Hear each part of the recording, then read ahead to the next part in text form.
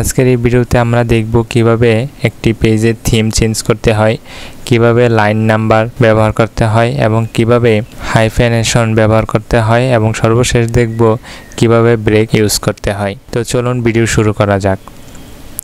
প্রথমে আমরা দেখব পেজ থিম। পেজ থিম দেখার জন্য প্রথমে আমাদেরকে পেজ লেআউট ট্যাবে চলে যেতে হবে। পেজ লেআউট ট্যাব থেকে এখানে বাম পাশে কর্নারে কিন্তু এখানে থিম নামে অপশন রয়েছে, এখানে কালার, ফন্ট, ইফেক্ট বিভিন্ন অপশন রয়েছে। যদি আপনারা থিম ক্লিক করেন তাহলে এখানে দেখেন বিভিন্ন থিম কিন্তু রয়েছে। এখানে যে কোনো থিমে ক্লিক করার কারণেই কিন্তু দেখেন এখানে আমাদের পেজের বর্ডার চেঞ্জ হয়ে যাচ্ছে, বিভিন্ন কালার কিন্তু চেঞ্জ হয়ে যাচ্ছে এবং ফন্ট চেঞ্জ হয়ে যাচ্ছে।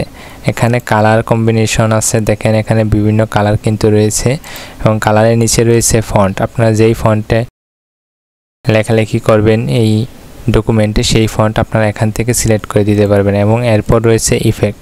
আপনারা এখান থেকে ইফেক্ট দিতে পারবেন আর এখান থেকে থিম সিলেক্ট করতে পারবেন। থিম সিলেক্ট করার সাথে সাথেই কিন্তু নতুন থিম চলে আসবে এবং এখানে দেখতে পাচ্ছেন আমি যেই থিমে ক্লিক করছি ওই থিমের কালার কিন্তু এখানে চলে আসছে। এটি হচ্ছে থিম অপশনের কাজ। এরপর দেখব আমরা লাইন নাম্বার হচ্ছে এখানে যদি আমরা কয়েকটি লাইন লিখি তাহলে আপনারা দেখতে পাবেন এখানে আপনারা লাইন দেখতে পাচ্ছেন আমি কয়েকটি লাইন লিখেছি। এই লাইন যদি আমরা নাম্বারিং করতে চাই তাহলে আমরা এটি সবগুলো সিলেক্ট করব, এই লাইনগুলো সিলেক্ট করব। সিলেক্ট করার পর লাইন নাম্বারে কন্টিনিউয়াসে যদি ক্লিক করি তাহলে আমাদের উপর থেকে নিচ পর্যন্ত যে ডকুমেন্টে লাইন রয়েছে সবগুলো লাইনই কিন্তু এখান থেকে কাউন্ট হবে। যতগুলো লাইন আমরা লিখেছি সবগুলো এখান থেকে কিন্তু কাউন্ট হবে। এটি হচ্ছে লাইন অপশনের কাজ। আর যদি আমরা এই পেজ থেকে কয়টি লাইন লিখেছি যদি এটি দিতে চাই, যেমন লাইন নাম্বারে ক্লিক করে রিস্টার্ট ইচ পেজ যদি দেই তাহলে এই পেজ থেকে শুরু হবে। যদি আপনারা লাইন নাম্বার দিতে চান তাহলে এটি সিলেক্ট করবেন হোম থেকে, এখান থেকেও আপনারা লাইন নাম্বার দিতে পারবেন। এখান থেকে বিভিন্ন অপশন দেওয়া আছে, এখানে বিভিন্ন অপশন দেওয়া আছে, এখান থেকে আপনারা লাইন নাম্বার ইউজ করতে পারবেন। এভাবে আপনারা লাইন ইউজ করতে পারবেন, লাইন নাম্বার ইউজ করতে পারবেন। এরপর রয়েছে হাইফেনেশন হচ্ছে আমরা যখন ওয়ার্ডে লিখি তখন দেখেন এখানে একটি ওয়ার্ড লিখেছি কিন্তু এখানে একটি ওয়ার্ডের প্রথম দুইটি বর্ণ চলে আসছে উপরে এবং নিচে লাইনে রয়েছে বাকি বর্ণগুলো। এখানে আমাকে একটি হাইফেন দিতে হবে।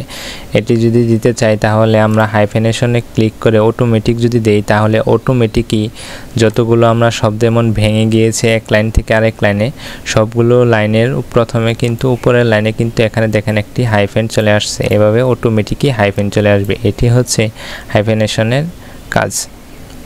এভাবে আপনারা হাইফেনেশন ব্যবহার করতে পারবেন অটোমেটিক। এখানে নান দেওয়া আছে, যদি না ব্যবহার করতে চান তাহলে নান দিবেন এবং যদি ম্যানুয়ালি ব্যবহার করতে চান তাহলে ম্যানুয়ালি দিবেন। এখানে আপনারা ম্যানুয়ালি ব্যবহার করতে পারবেন। এটি হচ্ছে হাইফেনেশনের কাজ।